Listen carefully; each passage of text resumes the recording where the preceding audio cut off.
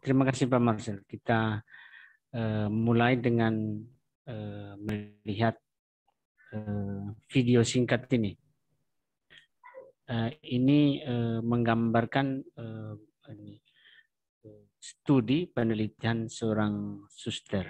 Tapi kalau di sini lebih kepada dia biarawan, itu kontemplatif, Suster Blandina.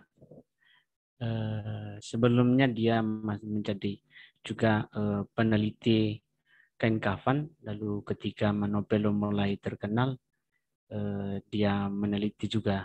Nah, ini ada 3 gambar yang diperbesarkan oleh Suster Blandina. Ada wajah kudus Manopelo, ada kain kafan, dan di sebelahnya ada sudarium di Oviedo itu. Nah, dia memperbesarkan dengan ukuran yang sama lalu menyatukan, dan ketika ketiga-tiganya yang disatukan, kita dapat melihat bahwa ini membentuk wajah seorang, satu orang saja. Ini antara Manopelo, wajah kurus, dan wajah kain kafan, kita bisa lihat matanya sama, hidung, mulut, dan juga bekas-bekas luka.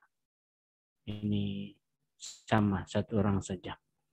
Nah, sementara nanti ada sapu tangan lah, itu kita bilang sudarium, itu katakanlah sapu tangan, itu juga diperbesarkan oleh Suster Blandina, lalu dia menyatukan. Nah, ini kan sama, tetap membentuk wajah satu orang saja. Jadi mata, hidung, ini terutama antara mulut dan hidung kelihatannya jelas, ini hanya membentuk satu orang saja. Ini video singkat untuk menjelaskan kenapa kami memilih satu topik ini hari 3 peninggalan yang dikaitkan dengan Yesus ini di tempat yang sangat berbeda. Kita mulai dengan sudarium yang ada di Oviedo. Kalau diperbesarkan, dia bentuknya seperti ini.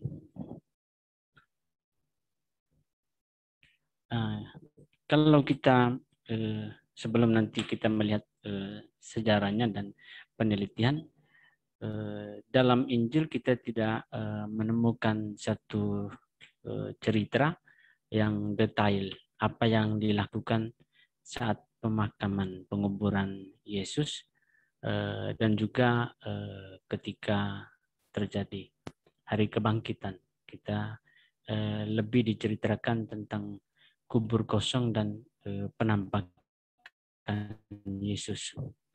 Mungkin yang agak lebih teliti dalam menceritakan itu Injil Yohanes.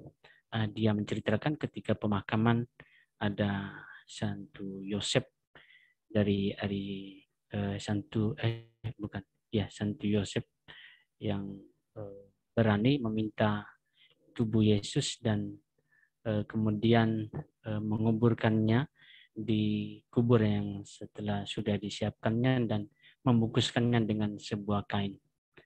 Santo Yohanes ini juga menceritakan bahwa pada saat Maria Magdalena memberitakan bahwa ada kubur kosong dan Santo Petrus bersama murid yang disayang Yesus itu ke kubur, mereka melihat di situ diceritakan bahwa ada kain kafan dan yang mereka membungkus Yesus, dan ada kain peluh yang tersendiri di sana diceritakan digantung sendiri.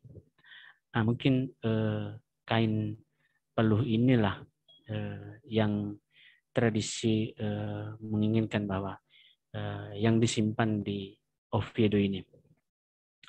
Nah, itu mungkin gambaran saja tentang apa kain peluh, atau disebut dalam bahasa ini Latin sudarium. Ini kain berbentuk persegi panjang, hanya berukuran 53 kali 68 cm, dengan komposisinya sama seperti kain kafan, bentuk tenunnya sama. Kalau kita melihat begini saja seperti layar ini, kelihatannya hanya bintik-bintik coklat yang dan penuh lah.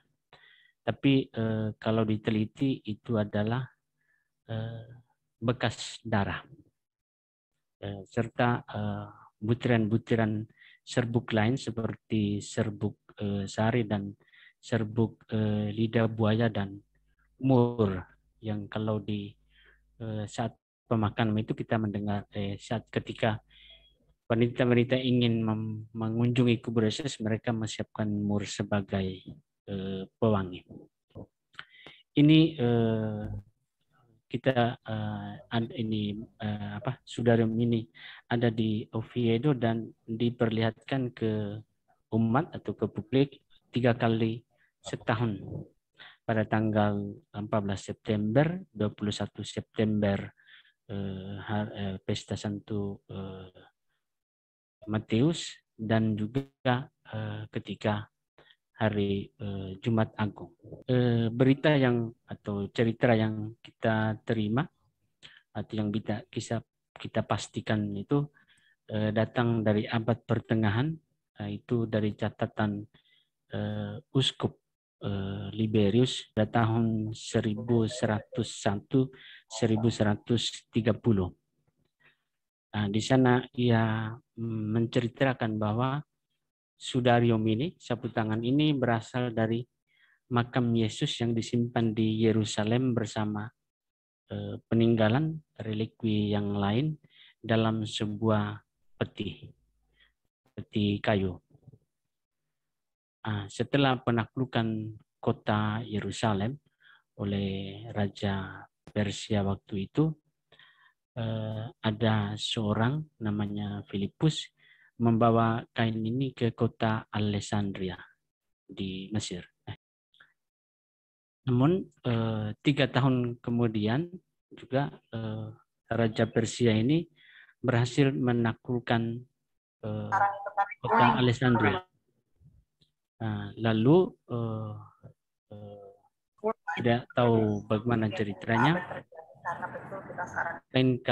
kain Sudarium ini dilarikan ke Afrika Utara, ke Semenanjung Iberia, daerah Spanyol. Itu masih diceritakan oleh yang bernama Filipus ini, dan dia menyerahkan ke Uskup Ecija waktu itu, Fulgentius. Uskup Fulgentius ini kemudian menyerahkan ke Uskup Leandro, lalu adiknya, Uskup Leandro mempunyai adik Isidoro, kemudian memberikan kain ini ke Alfonso Uskup Toledo. Lalu karena Arab mau menguasai daerah Spanyol waktu itu, kain ini, Sudarium ini dipindahkan ke Oviedo. Ini ada kapel yang kita bisa lihat di Oviedo, disimpan kain Sudarium. Penelitian ilmiah tentang kain ini dilakukan kira-kira pada tahun 1965, di mana ditemukan bahwa kain ini menunjukkan beberapa kesamaannya dengan kain kafan yang ada di Turin. Ada penelitian yang berlangsung sampai sekarang. Yang pastinya bahwa ini adalah kain yang pernah menutupi wajah seorang pria yang sudah mati, dan kemudian kain itu dilipat menjadi 2 dan diletakkan di bagian bawah kepala ketika tertidur. Jadi penelitian memastikan prosesnya seperti itu.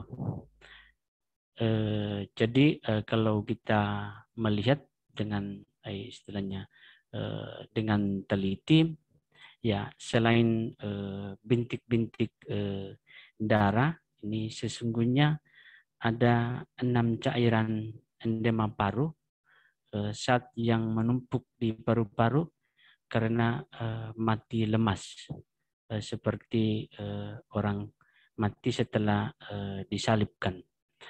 Jadi bisa saja kita bayangkan seperti ini. Ketika Yesus disalibkan, tangannya terlentang dan semua darah dan zat itu menumpuk di paru-paru.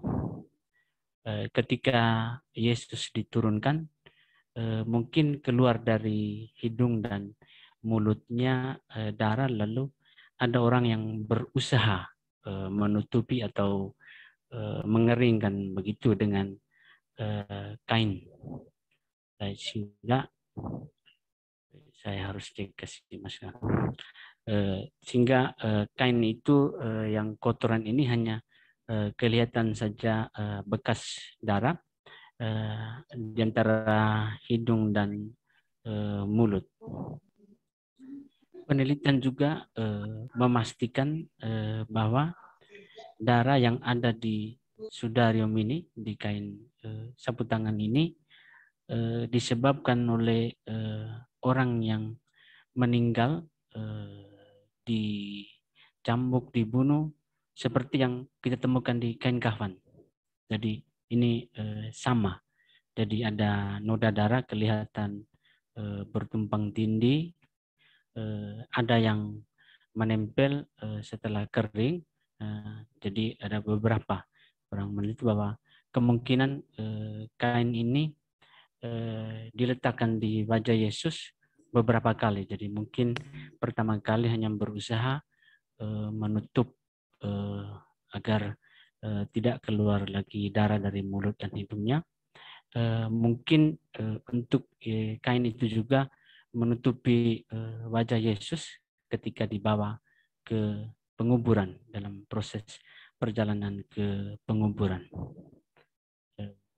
Sehingga kita bisa temukan bahwa ada gumpalan-gumpalan darah yang saling bertumpuk tindih. Di antara noda-noda seperti yang saya katakan tadi, ini mungkin gambar ini mungkin tidak bisa diperbesar. Ada kelihatan ada jari tangan, bekas jari tangan orang yang mau menghentikan aliran darah dari hidung dari mulut Yesus, dan bintik-bintik darah yang kita temukan di kain sudarium ini, seperti saya katakan tadi, sama dengan yang kita temukan di kain kafan di Turin. Ada penyelidikan baru yang dibuat tahun 1985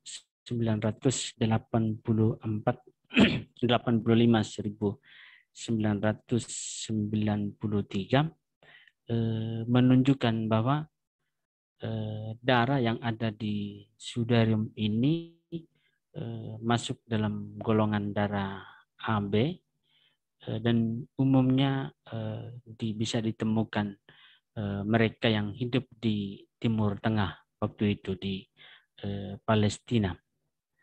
Selain analisa darah, penelitian darah, ditemukan juga di kain ini serbuk sari yang ditemukan juga di kain kafan di Turin. Yang ini dilakukan oleh seorang ahli biologi, Max Frey, dan menemukan bahwa serbuk-serbuk ini berasal dari kayu atau pohon yang ada, yang akrab untuk tumbuh di Palestina waktu itu.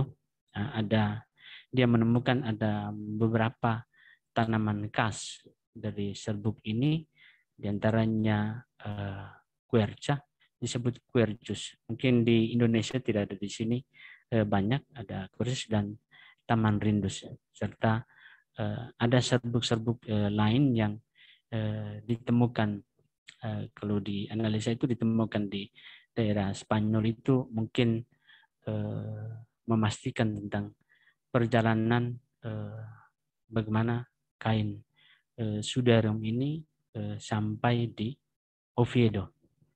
Nah, ini kainnya.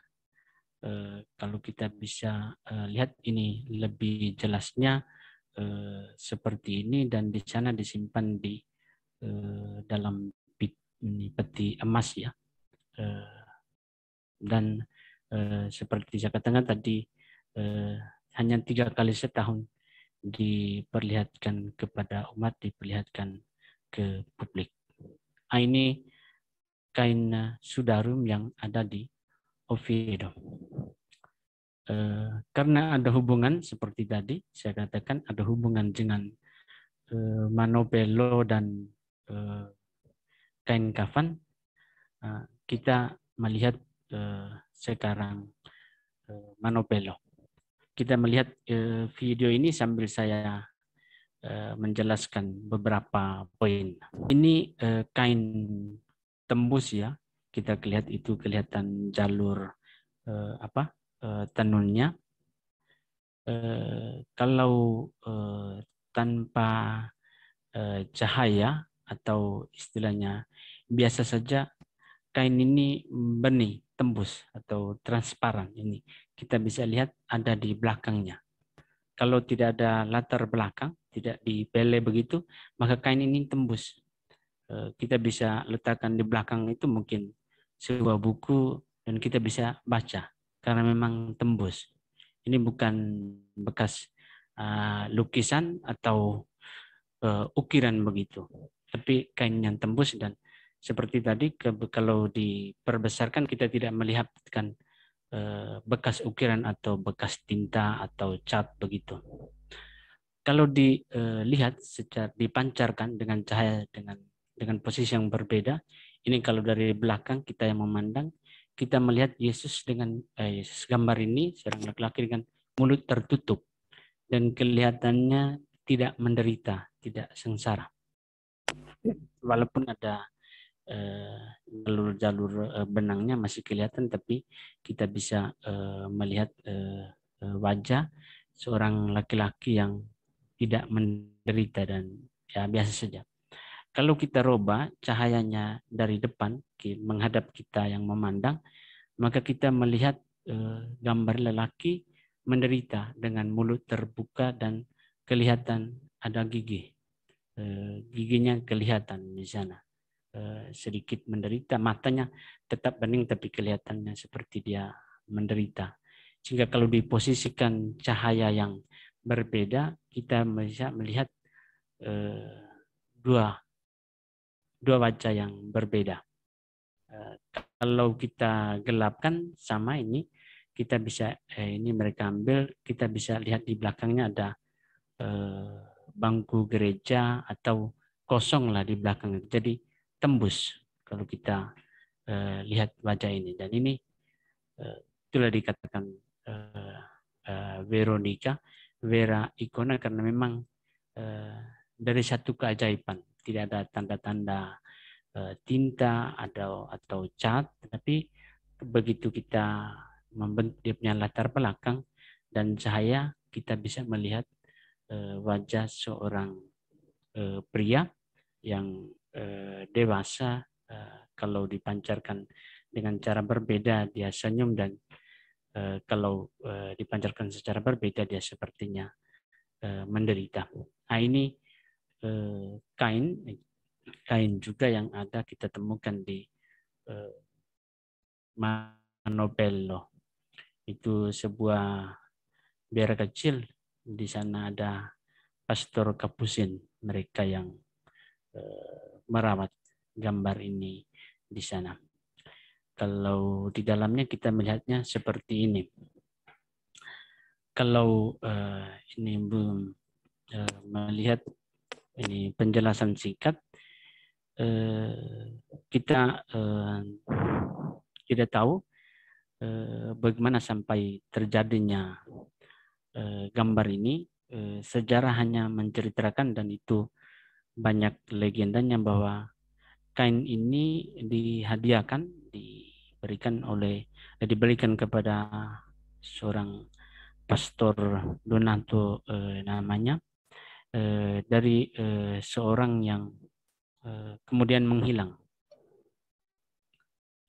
Lalu si pastor ini kemudian merawatnya, tapi kemudian dia menjualkan ini. Ya, kita bayangkan bahwa di zaman itu tidak ada yang mengerti, dan mungkin karena desakan ekonomi ya, mungkin ini dijual ke seorang dokter, Antonius de Fabritis, yang menceritakan bahwa ya ini kain ini dihadiahkan lalu kemudian dijual tanpa tidak tahu asal usulnya, dan yang telah menjualnya itu sudah menghilang. Lalu si dokter Yakobus Antonius ini setelah menyimpan beberapa lama, dia berusaha agar bisa dirawat, dan kemudian dia meminta seorang pastor Kapusin, Pastor Clemens, untuk membuat bingkai dan bisa merawat ini kain ini. Sayangnya diceritakan bahwa Pastor Clemens ini menghilangkan di tepi-tepi kain yang kemungkinan besar untuk bisa membingkai dengan bagus, dia menghilangkan sepotong kain yang ada di tepi-tepinya, yang kemungkinan besar menceritakan dari mana munculnya kain ini. Jadi karena terpotong ya, sampai sekarang kita tidak tahu bagaimana sampai terjadinya kain ini, dan kita hanya tahu bahwa ini pada tahun 1646 dihadiahkan ke Pastor Kapusin di Manobello. Kalau kita melihat sebentar ya, mungkin bisa menjelaskan Veronica. Veronica itu mungkin sampai tahun 1500 itu lebih mengartikan wajah kudus, wajah suci atau wajah yang sebenarnya, vera icona. Legenda ada menceritakan legenda menceritakan dua kemungkinan. Yang pertama, kalau kita semua ingat, ada perjalanan jalan salib, dan di perhentian ke-6 itu ada Ibu Veronica yang mengusap wajah Yesus, dan di situ dikaitkan bahwa dia mendapatkan wajah dari Yesus itu. Hanya itu legenda, karena jalan salib itu diciptakan oleh Santo Leonardus dari Porto Mauritius pada tahun 1700. Jadi istilahnya zaman sekarang lah itu. Tapi mungkin karena umat waktu itu merasa bahwa mungkin benarnya begitu dan menghidupkan devosi, dianggap bahwa ada pernah seorang ibu yang berani melawan tentara Romawi untuk berani mengusap wajah Yesus dalam perjalanannya ke Golgota. Itu. Sementara ada cerita lain yang ini dibawakan oleh sejarawan, Santo sejarawan, dianggap sebagai sejarawan gereja pertama, Santo Eusebius, yang menceritakan bahwa keberadaan Veronica atau wajah sesungguhnya, wajah kudus ini. Di sana Santo Eusebius menceritakan bahwa ada seorang yang bernama Berenike atau Bernike, tinggal di Palestina, dan dia mendapatkan kesembuhan dari Yesus. Itu ketika Yesus masih hidup diceritakan. Jadi si ibu Berenika ini karena mendapat kesembuhan dari Yesus, dia menginginkan sebuah kenangan wajah Yesus untuk dia bisa sering lihatlah di rumahnya, letakkan di rumahnya begitu. Dan dia menyiapkan sebuah kain, lalu ingin pergi ke seorang pelukis untuk bisa melukis wajah Yesus.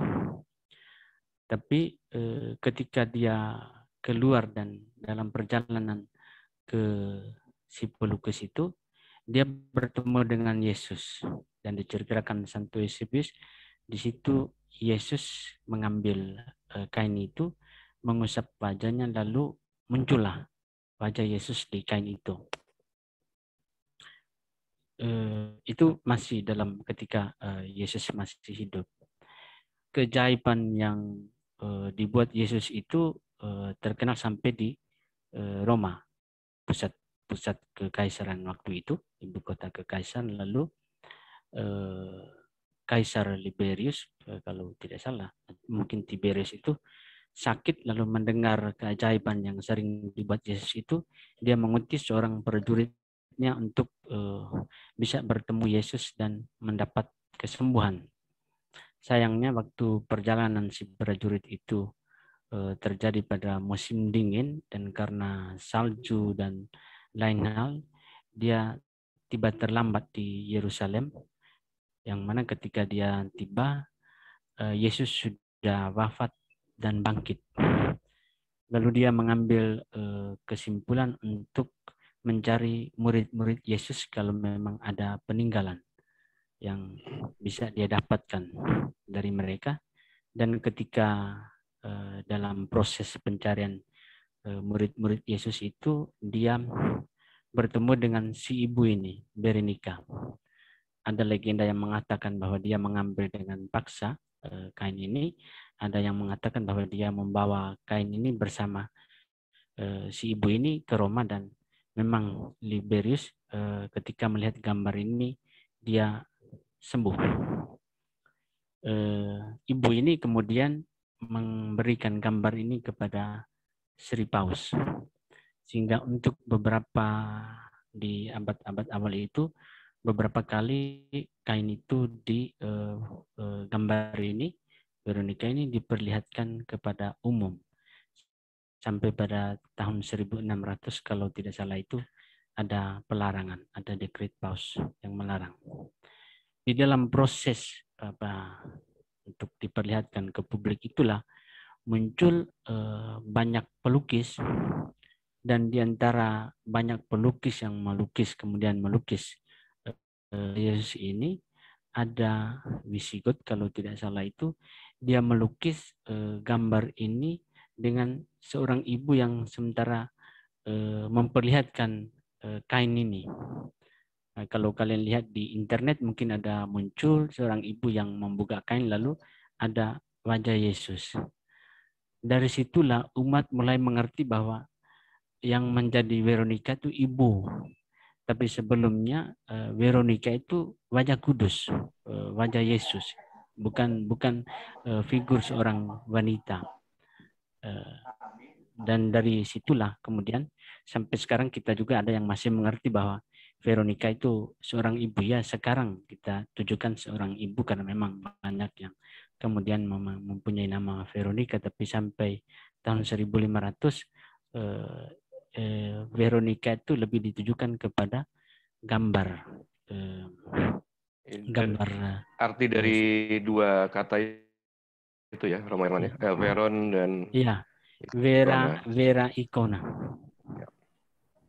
Dan ini digolongkan dalam kalau bahasa Yunaninya Akiropita. Akiropita berarti gambar bukan buatan manusia. Kain kafan ini dulu ya menjadi barang berharga milik kerajaan, karena memang dulu tidak kita istilahnya manusia belum mempunyai teknologi yang canggih. Ditemukan dan menjadi pusat penelitian itu karena ketika munculnya ini Tustel, ada nama Secondopia yang dia mengambil foto, lalu dia melihat bahwa di hitam putihnya itu ada wajah seorang manusia. Disitulah mulai munculnya penelitian-penelitian tentang kain kafan ini. Kain kafan ini muncul sekitar tahun 1350 itu di Prancis, di sebuah gereja bangunan Ligrei dekat Troyes. Sejak saat itu sampai hari ini kita bisa melihat dengan pasti, bisa membuktikan bahwa memang kain itu sejak ada saat itu ada waktu itu di situ, di gereja itu. Lalu kain ini dihadiahkan ke kerajaan waktu itu ya, Savoya, yang waktu itu masih memiliki ibu kotanya bukan di Turin, di Torino, tapi di Chambéry. Ketika Emanuele Filiberto memindahkan pusat kerajaannya ke daerah Savoia, kami di sini bilang Savoia itu, dan memilih kota Turin sebagai pusat ibu kota, dia membawa juga kain kafan ini ke sana, ke ibu kota yang baru. Ini terjadi pada tahun 1578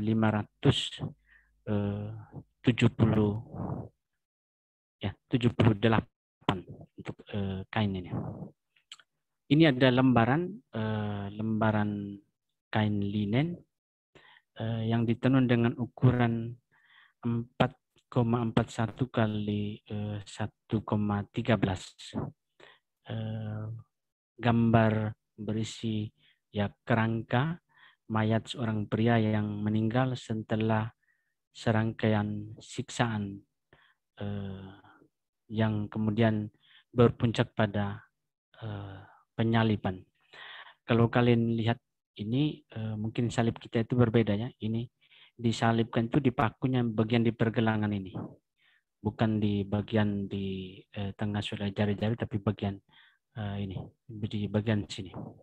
Itu jadi kain ini membuktikan, menyatakan bahwa memang ada seorang yang betul-betul disiksa, betul-betul menderita dan disalibkan. Paus Yohanes Paulus kedua setelah berkunjung ke sana dan melihat beberapa penelitian, dia mendefinisikan kain ini sebagai cermin Injil. Jadi apa yang menjadi penelitian, hasil dari penelitian itu sama seperti apa yang diceritakan dalam Injil. Ya, dari posisi yang paling benar dari kain kafan ini adalah bahwa terlepas dari keyakinan tentang asal usul, tidak bisa dibantahkan bahwa segala sesuatu yang ditemukan di sana, penelitian-penelitian yang ditemukan di sana itu sangat mempunyai referensi dan tergantung pada sengsara Yesus. Jadi tidak bisa. Sampai sekarang banyak diskusi, tapi orang tidak bisa mengatakan bahwa bukan Yesus atau apa, karena memang yang diceritakan dalam sejarah yang betul menderita itu Yesus saja sampai sekarang. Dan kain kafan ini memang menceritakan penderitaan seperti itu, dan itu memang tidak bisa dibantahkan. Ini kalau kita lihat gambar seperti ini, masuk ke sini, yang menjadi hasil dari penelitian pertama ini adalah mayat seseorang yang tidak rusak. Prosesnya nanti kita lihat ya. Jadi secara ilmiah kita bisa menemukan bekas gambar luka yang ditinggalkan ini membuktikan bahwa kain ini pernah membungkus mayat seorang pria yang disiksa, dan sangat menarik di ujung bawah bagian kakinya itu ditemukan juga seperti kotoran tanah, dan itu memberikan bayangan kepada kita bahwa memang ketika Yesus berjalan menuju Golgota, dia tidak mempunyai apa-apa, tidak memakai sandal, sehingga kemungkinan besar tanah itu menjadi terkumpul ya, terjepit mungkin karena darah dan sebagainya. Jadi ada bekas-bekas kotoran darah di situ. Noda darah yang terjadi karena kontak langsung antara kaki Yesus, dan itu kita bisa lihat di bagian bawahnya. Penelitian juga mengatakan bahwa jika mayat itu tetap menjadi mayat, maka ada proses pembusukan. Kain kafan ini bukan bekas darah seperti yang ada di Sudarium. Kain kafan di Turin ini membuktikan bahwa ada proses sepertinya kekakuan antara mayat itu. Jadi setelah dia meninggal, dia menjadi kaku dan tidak ada proses pembusukan. Terjadi antara 36 jam. Selebihnya tidak. Selebihnya mayat itu mungkin bisa membusuk dan mungkin menghilangkan semuanya. Sementara dalam proses selama 36 jam itu tidak ada proses hanya kekakuan saja, sehingga dianalisakan itu seperti yang ceritakan pada saat kebangkitan Kristus itu. Jadi Yesus meninggal itu tubuhnya itu langsung menjadi kaku, lalu ketika bangkit dari tubuhnya itu memancarkan sebuah cahaya yang begitu kuat, sehingga cahaya itulah yang memantulkan bekas-bekas luka, bekas-bekas penindasan itu ke kain kafan itu. Jadi ini bukan bekas tapi proses pemindahan. Proses pemindahan dari bekas-bekas yang ada di permukaan tubuh saja, di dalam bagian hati begitu, tetapi di bagian permukaan tubuh saja. Itu diyakini oleh penelitian. Jadi ini katakanlah ini sesuatu yang aneh, tapi sesuatu yang ajaib karena tidak ada proses kerusakan, pembusukan, dan tiba-tiba saja bekas-bekas luka, bekas-bekas penindasan itu dipindahkan ke kain. Penelitian juga mengakui bahwa proses pengambilan kain itu tidak oleh tangan manusia, maksudnya mungkin digulung atau dilipat atau bagaimana, tapi memang tidak ada bekas. Kalau kita analisa secara jelas itu tidak ada bekas tangan seperti yang kita temukan di Oviedo itu. Jadi itu penelitian dari seorang fisika yang bernama John Jackson memberikan 8 poin tentang gambar ini. Kita masuk ke gambar ini. Oke, tentang gambar ini. Yang pertama, dia mengatakan bahwa gambar ini mempunyai kualitas yang tinggi. Kalau ada yang bisa membedakannya, mungkin ada yang bisa, kalau melihat foto itu, ini foto kualitas tinggi, ini foto tidak berkualitas atau bagaimana itu, kira-kira kita bayangkan seperti itu. Menurut Jackson, gambar ini mempunyai ciri khas seperti yang teknologi canggih sekarang. Jadi mempunyai kualitas yang sangat tinggi. Dan walaupun ada proses pemindahan pemindahan gambar-gambar itu tidak ada yang melekat sesuatu yang mungkin bisa mempengaruhi kain. Rambut misalnya tidak ditemukan atau kulit atau mungkin alis mata itu tidak ada. Jadi ini yang menjadi poin kedua yang ditemukan oleh Jackson, bahwa ini memang asli. Tidak ada perpindahan, itu hanya bekas lukanya saja, tapi kita tidak menemukan seperti rambut atau kuku atau bagaimana, itu tidak ada. Kemudian poin ketiganya, ada kemiripan seperti tubuh manusia dalam gambar ini.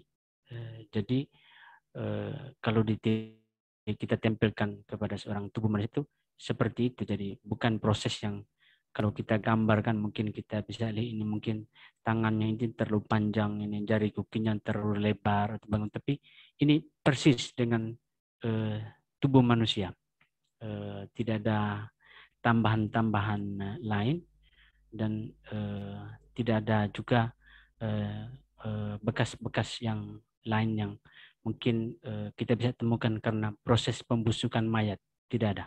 Jadi ini betul-betul permindahan cahaya, permindahan bekas-bekas luka yang diderita oleh seorang yang disalibkan. Terus ada poin yang berikut, kita bisa melihat bahwa ini proses kain ini membungkus seorang yang dikuburkan, dan dibungkus seperti ini.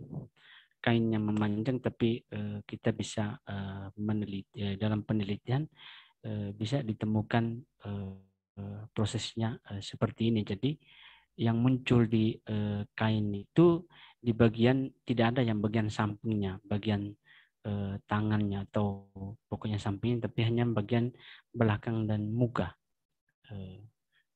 Yang lain-lainnya tidak, dan bagian alas kaki dari seperti yang saya katakan tadi itu. Nah, ini kira-kira untuk bisa dimengerti, kita bisa melihat gambar ini. Jadi yang kita temukan itu mungkin yang bagian yang betul-betul membungkus Yesus, tapi bagian sampingnya mungkin tidak terbungkus, itu tidak kelihatan di sini. Ada bintik darah yang kita bisa lihat di sana. Gambar ini juga sesuai dengan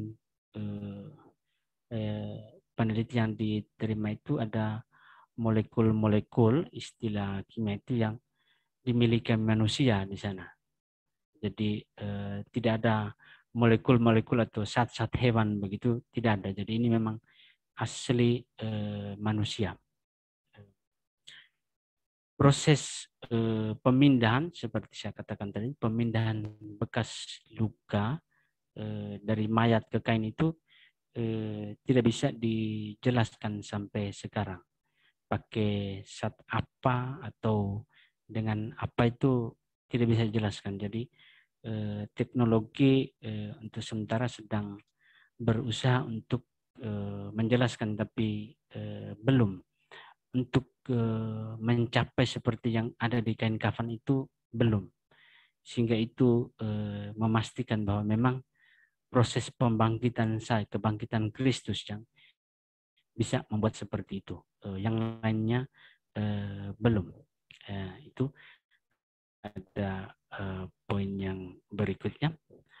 Yang satu lagi, tubuh ini transparan. Jadi seperti yang saya katakan tadi, tidak adanya kerusakan dan gangguan apapun. Jadi asli betul-betul penderitaan gambar yang ada ini. Jadi Maksudnya kan mungkin kalau dibawa ke penguburan itu mungkin tangannya patah atau tidak. Jadi gambar ini betul-betul memperlihatkan bahwa orang yang sedang menderita, bukan orang yang sudah mati ya, tapi orang yang sudah, mungkin kalau dalam proses penguburan atau mungkin penyaliban mungkin ada jari patah atau bagaimana, tapi tidak ada. Jadi menggambarkan betul-betul seseorang yang menderita. Nah, ini kita bisa temukan di sini, sehingga membuktikan bahwa dari penderitaan yang dialami Kristus itu, sengsaranya, luka-lukanya itu lalu dipindahkan ke Kain secara otomatis, tidak ada campur tangan manusia. Nah, ini cerita mungkin singkat tentang kain kafan di Turin ini, membuktikan bahwa di sana kita bisa menemukan baik cerita tentang sengsara Yesus, baik proses kebangkitan Kristus. Jadi kita bisa menemukan di sana dua misteri itu. Memang tidak bisa dibuktikan dalam sejarah bahwa itu betul-betul Yesus, karena memang sudah menjadi satu legenda kan. Tapi kita perlu meyakini bahwa kain itu, penderitaan yang ada yang bisa diceritakan oleh kain itu hanya ada dalam diri Yesus. Dan untuk membentuk noda-noda atau pemindahan bentuk-bentuk luka yang ada dalam diri itu, mungkin hanya Yesus sendiri yang pernah menderita seperti itu. Nah, ini mungkin cerita singkat kain yang pernah menjadi saksi penderitaan Kristus, baik kain kafan ini maupun Sudarium, sapu tangan di Oviedo, maupun di Manobello.